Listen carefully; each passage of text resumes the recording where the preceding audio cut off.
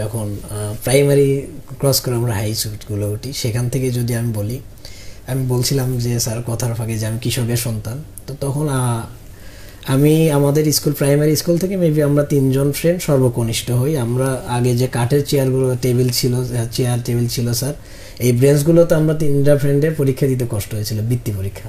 মানে আমরা হাইটে এতটাই শর্ট ছিলাম, মানে সর্বকনিষ্ঠ ছিলাম আমরা ওই কলেজ থেকে, ওই স্কুল থেকে। তো তখন আমরা যখন সেই স্কুল পার হয়ে স্যার, তখন পর্যন্ত ভালো স্টুডেন্ট ছিলাম, কিন্তু আমার বড় ভাই ইমিডিয়েট যে ও আর আমি সেম ব্যাচ হয়ে যাই। তখন আমরা 2 ভাই একই সাথে আমার পার্শ্ববর্তী স্কুলে ভর্তি হই ক্লাস 6-এ।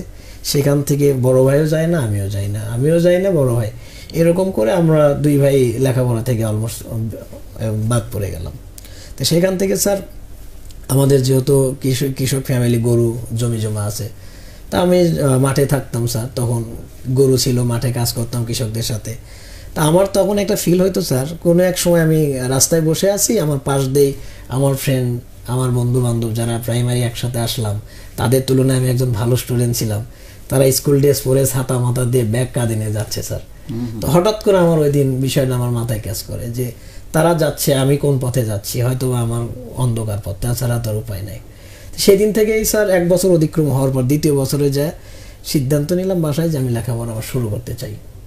জীবনে এইসব কষ্টগুলো থাকা দরকার, নাহলে জীবনটাকে উপভোগ করা যায় না, নাহলে হয়তো আজকের ইমরান এই জায়গায় আসতে পারতো না। এই ইভেন আমি মনে করি এই সময়ে যেখানে প্রায় সরকার 100% ইলেকট্রিসিটির দিকে যাচ্ছে, যদিও এখন কিছু দেখতে পাচ্ছি আমরা, কিন্তু সেইখানে সোলারের মতো একটা ব্যবসা করার মতো সাহস করা, এবং it's a very big market. I know, আমি ব্যক্তিগতভাবে এটার সম্পর্কে কিছুটা জানি, সেই জন্য বলছি।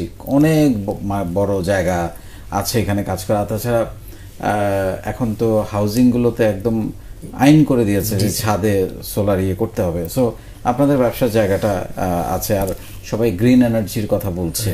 সো সোলার তো একদম ইটসেলফ এ গ্রিন এনার্জি। সেই দিক থেকে আপনাদের অনেক বড় বড় ব্যবসা করার সুযোগ আছে আমি মনে করি। একটু স্বপ্ন নিয়ে শুনবো, ক্লাস আপনি যদি কিছু বলতে চান একদম শেষে দিকে বলি। আমার সেই লেখাপড়া স্যার সেখান থেকে শুরু। বাসায় গিয়ে বললাম, তার অনেক খুশি। আমাদের 2 ভাইকে স্কুলে পাঠানোর জন্য খুব ট্রাই করছে, কিন্তু আমরা যেভাবে হোক পাস কেটে চলে আসছি। তো সেখান থেকে স্যার আমি যখন যাই, তো তখন আবার অনিয়মিত হই।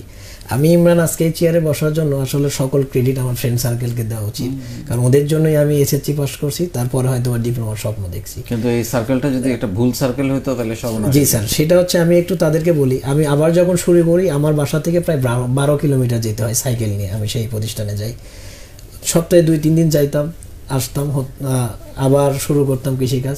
যদি 5-7 দিন আমার গ্যাপ থাকতো, ওরা আবার সাইকেল নিয়ে আসতো আমাকে, যে তুই কোথায় আসিস না কেন। তো শেষ পর্যন্ত স্যার আমাদের ক্লাস 8-এ তখন বৃত্তি রানিং ছিল। আমি তখন ইরেগুলার স্টুডেন্ট, স্যারেরা তখন ভরসা পাচ্ছিল না, আমার নামই এন্ট্রি করা হয় নাই বৃত্তিতে। আমি স্যার পরীক্ষা দিতে, ফ্রেন্ডরা গেছে, আমি গিয়েছি। তো পরীক্ষা দেওয়ার শেষে যখন সব ফ্রেন্ড সার্কেল একসাথে হয়, আমাদের তো তখন স্যার অল্প হয়, সিঙ্গারা সামোসায় যথেষ্ট। তার সিঙ্গারা খাচ্ছে, তার পেমেন্ট দিব আমি, শর্ত আগেই ছিল। তো স্যার দিচ্ছি, তখন তো একটা কিউরিসিটি থাকে, বিভিন্ন স্কুল প্রতিষ্ঠানে ছেলে মেয়ে একসাথে হওয়া। তা আমাদের ফ্রেন্ড সার্কেলের সাথে যারা এইটা বৃত্তি দিচ্ছে, তারা সবাই কথা বলতেছে স্যার, একে অপরকে অনেক কথা। আমি যে ওদেরকে খাওয়াচ্ছি সেগুলো কিন্তু আমার ওখানে কোনো ভ্যালু নাই, আমি অসহায়ের মতো বারান্দায় বসে আছি। তো সেদিন থেকে স্যার আমার ভিতরে মানে অন্যরকম একটা ইমরানকে আমি তৈরি করি, না আমাকেও ওখানে যেতে হবে, আমার সাথে যেন কোনো মেয়ে এসে কথা বলে। সেখান থেকেই স্যার আমার লাইফে যদি বলি লেখাপড়ার ইউটার্ন। আমি সেখানে আমার শিক্ষা প্রতিষ্ঠানকে বলি, 8-এর বৃত্তি পরীক্ষার পরে আমাদের ওখানে একটা প্রাইভেট বৃত্তি একটা ফাউন্ডেশন থেকে দেওয়া হয়। আমি বলছিলাম স্যার আমি ওখানে করব। তখন আমার বলছিল তোর দ্বারা সম্ভব না। বলে স্যার আমি ওখানে করব, আমার টিম থেকে আমি যদি টপ 3-র মধ্যে না থাকি আমি আপনার প্রতিষ্ঠানে পড়বো না।